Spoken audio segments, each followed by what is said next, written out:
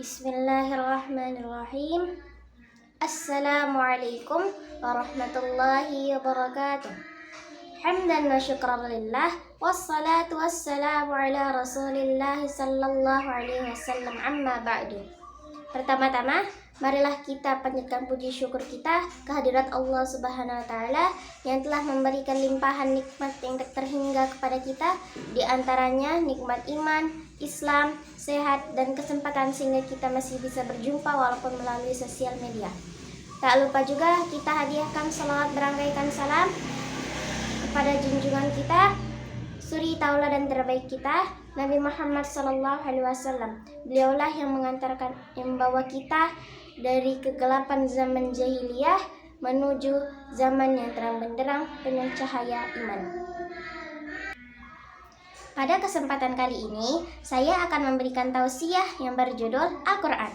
Teman-teman tahu nggak Al-Quran itu apa? Ya tahu lah, masa enggak, ya kan? Tapi Al-Quran itu bukan hanya semua mushaf yang berisikan lembaran-lembaran saja loh, melainkan sebuah mukjizat yang tertinggal. Wih, keren ya? Sebagaimana yang kita tahu, semua nabi dan rasul mempunyai mukjizat-mukjizatnya tersendiri. Mukjizat-mukjizat itu akan diangkat bersama nabi dan rasulnya tersebut. Dan kita semua juga tahu kan, kalau Al-Quran itu mukjizat terbesar yang pernah Allah berikan kepada Nabi Muhammad. Dan kita semua udah tahu juga kalau Nabi Muhammad itu udah kembali kepada Allah. Namun Al-Quran tidak ikut diangkat, melainkan diwariskan kepada seluruh umat Nabi Muhammad. Mengapa Al-Quran itu disebut mukjizat? Yuk kita buktikan satu persatu.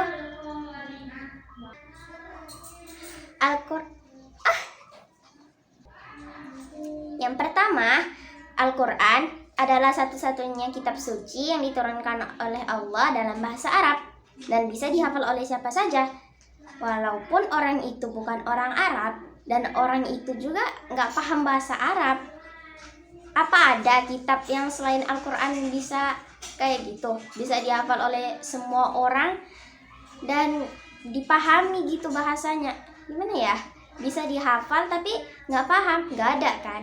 Cuman Al-Quran yang kayak gitu. Al-Quran memang paling the best. Ya mau kapan aja tuh enak, mau dari pagi, siang, sore, malam, tetap enak dibaca. Apalagi di sepertiga malam, enak banget ya kan. Nah, kalau di mana aja ya tetap enak gitu, di rumah, di sekolah, di kamar, semuanya enak.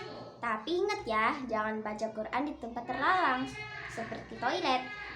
Dalam situasi apa aja, dalam kita senang, sedih, enak aja dibaca gitu. Kalau senang, ya enak. Kalau sedih juga enak. Ketiga, Al-Quran tidak pernah berubah satu huruf pun sejak diturunkan sampai sekarang dan nanti hingga sampai akhir zaman. Ada nggak kitab yang kayak Al-Quran? Maksudnya nggak diubah satu huruf pun? Ya nggak ada. Semua kitab selain Al-Quran itu selalu diubah-ubah, makanya ceritanya nggak pernah sama kayak Al-Quran. Tuh kan, Al-Quran memang paling keren. Keempat, Al-Quran adalah teman yang paling setia baik di dunia maupun di akhirat bagi siapapun yang mau bersahabat baik dengan dia. Coba deh kalian bandingin Al-Quran sama teman kalian, siapa yang lebih setia? Ya Al-Quran. Karena Al-Quran itu BFF kita, best friend forever, selamanya. Kalau sama temen gitu, BFF-an gitu, ya nggak bisa, karena kita kan nggak tahu siapa duluan yang pergi. Misalnya kita duluan yang pergi, kan kita nggak sama lagi sama teman kita. Tapi Al-Quran itu tetap setia, mau di mana aja. Kalau kita bisa bersahabat baik sama dia, dia itu selalu menemani kita. Jadi sahabat baik kok sama Al-Quran. Kelima, siapapun yang berkaitan dengan Al-Quran, maka ia akan menjadi mulia. Gak percaya? Yuk kita lihat contohnya. Yang pertama, bulan. Dalam 1 tahun ada 12 bulan. Dan dalam 12 bulan itu ada 4 bulan yang diistimewakan oleh Allah. yaitu bulan Rajab, Muharram, Zulqa'dah, dan Zulhijjah. Nah, 4 bulan ini diistimewakan sama Allah. Tapi karena Al-Quran diturunkannya pada bulan Ramadan, maka bulan Ramadan ini lebih istimewa daripada ke-4 bulan itu. Keren kan? Makanya apapun yang berkaitan dengan Al-Quran itu pasti selalu keren.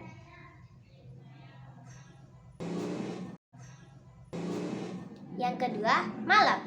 Kalau tadi kita bicara tentang bulannya, pasti ada harinya kan dimana diturunkan Al-Quran. Nah, ini pada malamnya. Namanya malam Lailatul Qadar. Malam ini lebih baik dari 1000 bulan. Wah, keren kan?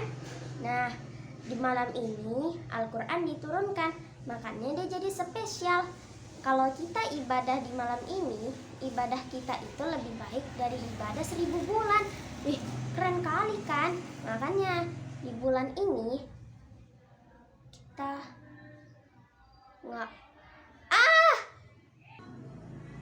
Yang kedua, malam. Kalau tadi kita bicara tentang bulan, pasti ada hari di mana turunnya Al-Quran kan? Nah, Al-Quran itu turunnya pada malam hari. Dan malam ini lebih baik dari 1000 bulan. Wah, malam apa itu? Malam Lailatul Qadar namanya. Malam itu malam yang mana turunnya Al-Quran. Dan yang kedua, malam. Kalau tadi kita bicara tentang bulan, pasti ada hari di mana turunnya Al-Quran kan? Nah, Al-Quran itu turunnya pada malam hari. Nah, malam itu lebih baik dari 1000 bulan. Nah, pada malam itu Al-Quran diturunkan kepada Nabi Muhammad. Dan malam itu namanya malam Lailatul Qadar. Nah, kalau kita ibadah pada malam itu, ibadah kita tuh lebih baik dari 1000 bulan. Wah, Masya Allah, keren banget kan? Nah, jadi tunggu apa lagi? Kalau di bulan Ramadan ini, kita masih malas-malasan ibadahnya, masih tidur-tiduran, disuruh nanti ngaji. Nanti kan sayang ibadahnya. Jadi pada bulan Ramadan ini, kita harus selalu beribadah dan berusaha mengingat Allah terus ya. Semangat! Yang ketiga, tempat. Kalau ada bulannya, ada harinya, pasti ada tempat turunnya kan? Nah, tempat ini ada 2. Tempat di mana diturunkannya Al-Quran. Namanya kota Madinah dan kota Mekah. Tapi kota-kota ini juga bisa dijadikan tempat berlindung kita dari Al-Masih Ad-Dajjal saat keluar nanti. Wih, keren kan? Tapi kabar gembira ini cuma untuk orang-orang beriman, bukan untuk orang munafik dan orang kafir. Yang keempat, malaikat. Kalau ada Al-Qurannya, ada tempatnya, ada bulannya, ada harinya, pasti ada yang bawakan kan Al-Quran itu.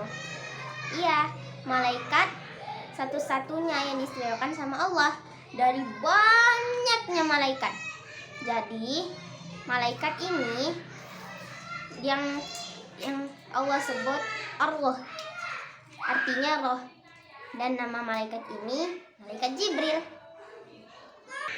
Yang kelima, nabi. Kalau ada yang anterin, pasti ada yang nerima kan, kayak paket. Nah, jadi yang nerima ini satu-satunya nabi yang paling sempurna dari seluruh nabi yang pernah Allah utus kepada umat manusia. Nabi ini, nabi yang paling terakhir, paling mulia, dan paling sempurna. Ya, kita juga umatnya, Nabi Muhammad SAW. Dan yang terakhir, yang keenam, itu para penghafal Al-Quran. Para penghafal Al-Quran itu selalu dimudahkan urusannya sama Allah. Semua itu dimudahkan, rezekinya dilancarkan, urusannya dipermudah, dan hidupnya tuh nggak ada masalah. Ya enjoy aja, karena dia bersahabat sama Al-Quran. Dia selalu berinteraksi kepada Al-Quran, dan interaksinya tuh baik.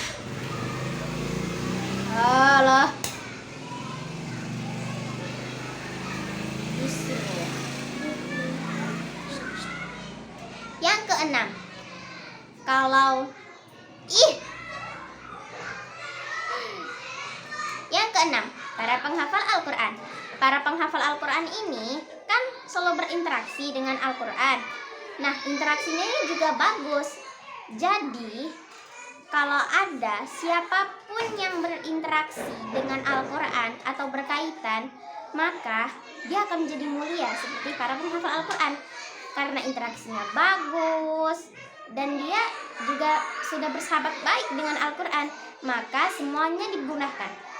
Rezekinya dilancarkan, urusannya dipermudah, semuanya deh. Pokoknya hidupnya tuh enjoy aja kalau dia udah deket sama Al-Quran. Nah, gimana? Kalian masih menunggu-nunggu lagi kalau disuruh hafal Al-Quran? Ya enggak kan? Wabillahi taufiq wal hidayah. Wassalamualaikum warahmatullahi wabarakatuh.